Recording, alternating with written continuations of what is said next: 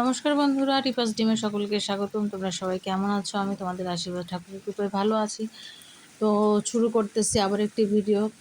প্রথমেই রান্না দেখাইতেছি। আসলে সকাল থেকে ভিডিওটা শুরু করা হয় না, ভিডিওটা শুরু করতেছি দুপুর থেকে। তো যাই হোক, দুপুরে রান্নার জন্য নিরামিষ রান্নাগুলো আগে হয়ে গিয়েছে, এখন আমিষ রান্না করতেছি। তো একটু মুরগির মাংস রান্না করতেছি, আজকে একটু নিয়ে আসছে মুরগির মাংস। তো বেশ কিছুদিন পরেই রান্না করতেছি, আর বাড়িতেই আসছি, ভাবতেছি সবাই মিলে একসঙ্গে রান্না করে সবাই খাওয়া দাওয়া করবে, সেটাই বেশ ভালো হবে। আর আরও বেশি মুরগি নিয়ে আসলে অর্ধেকটা রান্না করেছি, অর্ধেকটা রেখে দিয়েছি, কারণ অতগুলো মুরগি খাওয়ার আসলে লোক নেই। একবার একটু খেতে চাইলে দ্বিতীয়বার আর খাইতে পছন্দ করে না। ইদানিং সবার যে কি হয়েছে, কেউই ঠিকমতো খাইতে পছন্দ করে না। তো যাই হোক, এই যে উনি আসছেন, উনি প্রত্যেকটা বিষয় নিয়ে একটু ফাজলামো করতেছে। আর এই যে ওনার পরীক্ষা, ওনারা যে কি অল টাইম মানে রঙে থাকে, কোনো কথা চলবে না ওদের, সব সময় এসব ব্যাপার চলতেই থাকে। তো যাই হোক, এদিকে পরীক্ষা টরীক্ষা যাই হোক, সব কিছুই উঠছে রেখে ওদের হাসিটা বেশ থাকতেই হবে। তো এইদিকে আমার কিন্তু রান্নাটাও কমপ্লিটের পথে। তো মাংসের ঝোল দিয়ে দিয়েছি। খুব বেশি ঝোল রাখবো না, হালকা মানে একটু রসায় রাখবো, যাতে মানে ভাতে মাখিয়ে খেতে ভালো লাগে। তো দেখো, আমার কিন্তু হয়ে গেছে, এখন একটু নামিয়ে নেব, তাহলে এই নাস্তা কমপ্লিট। তারপরে সবাইকে আর কি খেতে দিয়ে দিব। আর এদিকে থালা বাসন মাজাও কিন্তু সব কিছু কমপ্লিট হয়েছে, আর এই কড়াইটা যেগুলো ছিল সেগুলো শুধু একটু বাকি আছে। তো এখানে দেখো, আমার ডাইনিংয়ের দিকে তাকানোর অবকাশ নেই, কারণ বাড়িতে যেহেতু আমরা কেউ থাকি না, সব এলোমেলো করে রাখে, সেগুলো আস্তে আস্তে পরিষ্কার করে প্রতিবার আমরা পরিষ্কার করে যাই, আবার কয়েকদিন পর আস্তে আস্তে দেখি আবার সে একই অবস্থা হয়ে যায়। কিছু করার নাই, কারণ বাড়িতে যেহেতু মা একা, আর ওরা বাবা আর ভাগনা থাকে। তো দেখো, বাবার খাওয়া দাওয়া শেষ, বোতল সঙ্গে করে নিয়ে যাচ্ছে, এটা হচ্ছে বাবার স্বভাব। আর এই যে দেখো, ওরা সবাই কিন্তু খেতে বসছে, আর মেয়ে পড়েছে কিন্তু শাড়ি, কারণ ও ছবি তুলবে। তো দেখো, তারপরে সন্ধ্যাবেলা বাবা সন্ধ্যাবাতি দিচ্ছে, তারপর একটু রেস্ট নিয়েছি, আর এখন যাব হচ্ছে একটু পাঁচুপুর যাব। ওখানে নাকি বারোয়ারি পূজা হচ্ছে, তো সেখানেই যাওয়ার জন্য আমরা বের হয়ে গেলাম। বহুদিন পরই আর কি বারোয়ারিতে যাচ্ছি, কারণ কত বছর যে যাওয়া হয় না কোনো সময়, মানে যে সময়টা বারোয়ারি হয় সেই সময়টা হয়তো আমরা থাকি, থাকা পড়ে না, কিংবা শেষ হয়ে গেলে আসতে মানে আসি, মানে এরকম একটা ব্যাপার হয়ে থাকে, যে কোনো সময় যাওয়া হয়ে ওঠে পড়ে না। তো তোমার দাদাকেও বলতে সে চলে গেল, কিন্তু আমরা আসলে ঠিক মতো জানি না যে আজকে পূজা কবে কি। চলে আসলাম কিন্তু মন্দিরে, তো এসেই দেখি মাত্র আজকে, এখনো পূজা শুরু হয় নাই, আজকে থেকে শুরু হবে। আজকে রাত 12টার সময় থেকেই পূজা শুরু হবে। তো দেখো, সব দোকানপাট একটু একটু করে আসতেছে, দুই একটা দোকান, 4-5টা দোকান আর কি বসছে, এখনো পুরো দমে দোকানও বসে নাই, কারণ যেহেতু আজ থেকে শুরু হবে, রাত থেকে যেহেতু পূজা শুরু হবে, তো সব কিছুই তো পরে পরেই হতে হবে। আর ওদিকে রান্নাবাড়িও হচ্ছে, দেখো সবাই যারা এখানে কাজ টাজ করতেছে, পুজো টুটি আছে, তাদের জন্য ভোগ টোগ রান্না করা হচ্ছে। আর এদিকে দেখো, মায়ের কিন্তু এখনও সাজানো কমপ্লিট হয়নি। মাকে সাজানো হয়েছে, কিন্তু মানে যেগুলো মায়ের যে সাইডে যে থাকে, সেগুলো হাকিনি থাকে, তারপরে বিভিন্ন আরও অনেক আনুষঙ্গিক কাজগুলো থাকে, সেগুলো তো করা হয় না। আর এখানে দেখো, পাঠাবলি দেওয়ার জন্য রেডি করা হয়েছে জায়গাটা, আর ভেতরেই দেখতেই পাচ্ছ। তো আমি মেয়েকে বললাম একটু আমি গিয়ে একটু প্রণাম করে নিলাম। মেয়ে আসবে না, কারণ মেয়ে তো হচ্ছে একটু কাছে আসলো না, কারণ যেহেতু মেয়ে মুরগির মাংস খেয়েছে, তো সেখানে বলতেছে, মা আমি আর কাছে যাবো না, দূর থেকে প্রণাম করি। তো এই ব্যাপারগুলো আসলে মেয়েকে কখনো বলে দিতে হয় না।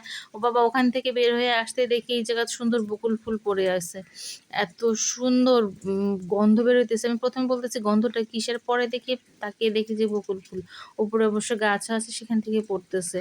আমি আবার কিছু কিছু কুড়াই নিলাম। এই বকুল ফুল আবার আমার মায়ের খুব পছন্দের ফুল, ভীষণ পছন্দ করে মা এসব। দেখি যখন মা যখন অফিস করতো, তখন ফুলগুলো কোথাও পাইলে সেখান থেকে কুড়াই নিয়ে আসতো। তো তারপরে তোমাদেরকে একটু দেখাই, বিভিন্ন ধরনের রাইডসগুলো কিন্তু আসছে, নাগরদোলা, তারপরে নৌকা, তারপরে আরও ট্রেন, এরকমই আর কি, স্লিপার, এই যে জিনিসগুলো আসছে। আর এদিকে তোমাদের দাদাও সেই পুরাতন স্মৃতিচারণ করতেছিল মেয়ের সঙ্গে বসে বসে, যে এখানে আরও ওর মানে আমার শ্বশুর এখানে নিয়ে আসতো, মেলাটা নিয়ে আসতো, ওরা সবাই মিলে মেলা নিয়ে আসতো। অনেক দিন ধরে এখানে যাত্রা টাত্রা হতো, মেয়েও সেটা আগ্রহ সহকারে শুনতেছে যে কীভাবে কী করতে হয়, কীভাবে করলে ভালো লাগে, আর আমরা কত মজা করেছি, এই সেই বিষয়গুলো সে তুলে ধরতেছে। আসলে মেয়েকে এই এই ব্যাপারগুলো তো মেয়েটা এখনকার বাচ্চা কাচ্চা, শুধু আমার মেয়ে না, এখনকার বাচ্চা কাচ্চা জানেই না যে তারা যাত্রা কি, কিংবা পুতুল নাচ কি, তারপরে হচ্ছে আরও এটসেট্রা যে বিষয়গুলো থাকে অনেকগুলো, আসলে আমিও জানি না। সেই দিনভর ধরে মানে সারা রাত ধরে তারা যাত্রা করতো, যাত্রাপালা করতো। আমার শ্বশুরও করছে, আমার হাজব্যান্ডও করছে, তারপরে আমার জ্যাঠা শ্বশুর করছে, মানে সবাই মিলে আর কি সাংস্কৃতিক পরিবার, মানে মোনা যাকে বলে, সব বিষয় নিয়ে করতে। আর এদিকে হাঁটতেছে আর আমি একটু করে ভিডিও করতেছি, মেয়েদের সঙ্গে, মেয়ের সঙ্গে গল্প করতেছে। এখানে এটা ছিল আগেই, এখানে আমরা ছোটোবেলা থেকে কত আসছি, একা একা হাঁটতে হাঁটতে 2 টাকার সঙ্গে করে নিয়ে চলে আসতাম মেলাতে। 2 টাকার মেয়ে জিজ্ঞেস করতেছে, বাবা 2 টাকায় কি অনেক কিছু হতো? এখন তো 2 টাকা একটা চকলেটের দামই তো 2 টাকা, তো কিছুই তো হয় না। আর 2 টাকা দিয়ে তোমরা মেলায় আসতে, তাহলে কি কিনতা? তো এরই মাঝে মেয়ে বলতেছিল 2 টাকার সময় অনেক কিছুই পাওয়া যেত। আমরা একটু 2 টাকার জিলাপিও খাইতাম, ঝালমুড়িও একটু খাইতাম, তারপরে পাঁপড় কিনে খাইতাম। এইসব বিষয়ে কথা বলছে। তারপরে তোমার এক দাদার ছোট ভাইয়ের সঙ্গে কথা হয়ে গেলো। সেও এই এখানে একটু স্টল দিয়েছে। সেটাই বলতেছিল, আমাকে জিজ্ঞেস করতেছিল কি খবর-টবর, কেমন আছি? তো সেটাও বললাম। আর এদিকে মানে কোনো কিছু দোকান বাদ নাই। আর শরবতের দোকান তো রয়েছেই। ফুচকা, চটপটি, এভরিথিং সবকিছু তোমাদেরকে পরে যদি যাওয়া পড়ে, আর যদি থাকি আমি আটটাইতে, তবে হয়তোবা তোমাদেরকে দেখাতে পারবো মেলায় আর কি কি বসেছে। তো আচারের আইটেমগুলো একটু দেখিয়ে দিলাম। আনারসের একদম ছিলে কি অবস্থা করে রেখেছে, সেটাও সুন্দর দেখাইতেছে। মেয়েকে বলতেছিলাম, দেখ না আনারসের কি অবস্থা, পুরো ছাল চামড়া উঠানো। আর এদিকে সব দোকানগুলো একটু একটু করে হয়েছে। ওইদিকে শরবতের দোকান হয়েছে, এদিকে ঝালমুড়ির দোকান। খুব একটা যে জাঁকজমকপূর্ণ সেটা হয়নি, কিন্তু সবচেয়ে বড় কথা একটা জিলাপির দোকানও দেখতে পারলাম না। হয়তোবা মেলা শুরু হওয়ার পর হয়তোবা জিলাপির দোকান হবে। তো তোমার দাদাকে বললাম একটু মিষ্টি কিনে দেওয়ার জন্য, তো বলছিল এখানকার মিষ্টি, এই মিষ্টিটা ভালো হবে না, ভালো মিষ্টি কিনে দিই, সেটা তখন খায় না, এই মিষ্টি খাবে। তো যাই হোক, তারপর ওখান থেকে বের হয়ে আসলাম রাগপাগ করে, তারপরে এখানে আসলাম আম কেনার জন্য। একটু আম কিনে নিলাম, কোন এই আমটা ভালো হবে নাকি, একটু রূপালি আম কিনা হলো, বলতেছে যে অনেক ভালো হবে। তো আমরা কিছু আম কিনলাম আর গল্প করতেছিলাম, আর সাথেই ওই যে দাদার সঙ্গে দেখা হয়ে গেল, দাদার সঙ্গে কিছু গল্প টল্প করতেছিলাম। আমি যখন পড়াইতেছিলাম তখন ওই দাদার বাচ্চা আমার কাছে পড়তো, সেটাই বলতেছিল। তো চলে আসলাম বাড়িতে এসে খাওয়া দাওয়া করে রেস্ট নিয়ে, তারপর ভিডিও করাই হয়েছিল না, কারণ হচ্ছে আর এই যে দেখো চোখে এসেই মা বক করতেছে, তাড়াতাড়ি করে খাওয়া দাওয়া করে, অনেকটা রাত হয়ে গেছে।